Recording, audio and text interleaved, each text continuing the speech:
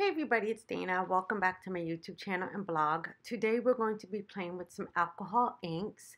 I'm just going to grab 3 colors, and these are the favorite colors that I usually like to play with. And we're going to go ahead and start making a background. I'm really sorry I have not had a video up in about 2 weeks, but I had lost my dear puppy. We had to put her down, so it's been a little bit hard for me to get back into my craft room. So, but I'm back in and I'm making videos again. So I wanted to come back and share something fun with you guys. I know this technique has been around for a little bit, but I wanted to share it with you guys. So as you can see, I just went ahead and put down some of the alcohol ink along with some blending solution. And I'm taking this little squeezy tool that squeezes out air, and I'm blending all of this beautiful ink together. Now you can do this technique with a straw or just your breath. I happen to have this little device and I've had it for years now. You can use it with your Copic markers or with a marker just to blow out some of the ink. And I'm so glad I did not get rid of it because it works fabulously for this technique here. Like I said, if you don't have this tool, you can also use a straw, or you can just blow on it with your breath and it will work the same. So as you can see, I'm just using some of that alcohol ink blending solution, and I'm just dabbing some of that just sporadically all over my paper. And this paper here is YUPO paper. And I'm just squeezing my little air blower. And now I'm going to add in some more color, some more of that ink. And what I love about using alcohol inks is that you're never going to get the same design again and again. It's very, very random. It's very fluid. And that's what I love about using alcohol inks. You just get such a gorgeous design. The only thing you have to do is you have to know when to stop.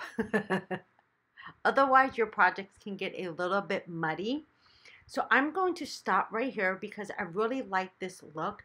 Now, you're going to see some dark lines. Now, that's where there's a lot of ink. But I'm just going to come in with the paper towel, and I'm going to add a little bit of texture. But while I'm adding that texture, I'm also pulling up some of that ink. So this way, my project is going to dry evenly and I'm not going to have those harsh lines. So I'm just going to dab along where I have a lot of that buildup of ink and just remove that. But again, I'm going to give myself a little bit of texture while doing this. So like I said, these are my 3 rather favorite colors that I like to blend together. And this just gives it a very flowy kind of feel. And like I said, this technique is so easy to do, and it just makes wonderful and pretty results. So I'm just going to make sure I have some of those heavy areas lifted up, so my design is going to be even. And look how gorgeous that looks. Those heavy lines are nice and blended, and now I have a nice flow of color. Really love how this one turned out. I'm going to go ahead and set this aside, and now I'm going to go ahead and start building up on a sentiment. So I have my mini MISTI here, and I'm going to make this pot with a piece of black cardstock. I want to do a little bit of embossing, and I'm going to use this gorgeous stamp set from Altenew. I'll make sure to link everything in the description box below.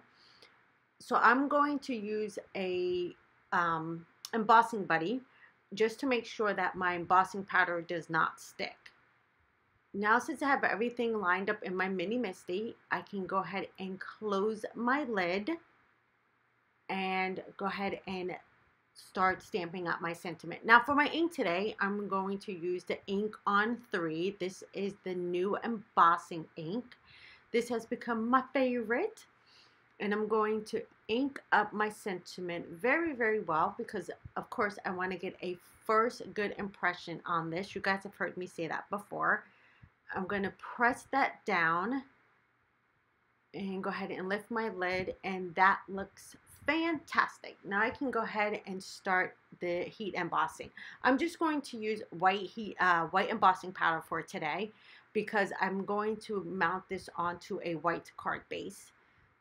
So I'm just going to scoop some of that up and place it right on top of that sentiment. And the sentiment just reads, "You make my world more colorful." Isn't that pretty? Or my world is more colorful with you in it. Sorry about that. Now I'm going to get my heat gun nice and hot.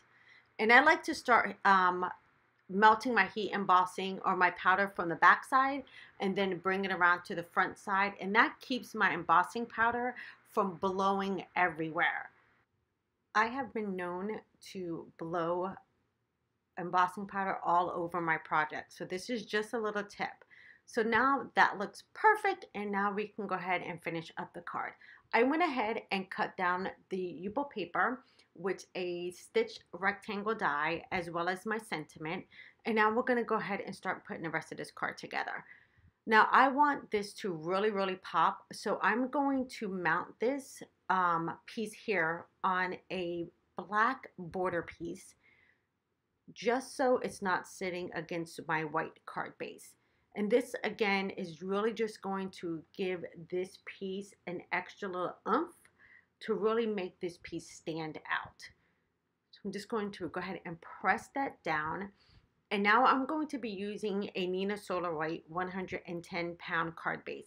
That is normally my go-to card base. So this is exactly why I wanted to have that black border around this alcohol ink piece so it just didn't blend into the background. I'm going to go ahead and line that up, and look how pretty that looks. Now, if you do not have alcohol inks, you can achieve this look with Copic refills as well. Now, I don't want to have this messed up, so I'm going to use some distress glaze and place this all over the top of this panel. I'm just going to rub that in with my finger, and I'm going to rub it all over this panel, and this just protects this from any damage going through the mail or any water that might get on it a little bit later. So I'm just going to rub that into my card panel, and it just darkens it up a little bit, but it does not damage anything. Now I'm going to come back in with a white cloth, and I'm just going to buff that into my alcohol ink. And like I said, it's not going to damage it or anything. It's just going to protect it. So once the recipient has it, and you know, if there gets any water stains or anything on it, it's just going to repel it and it's not going to mess anything up.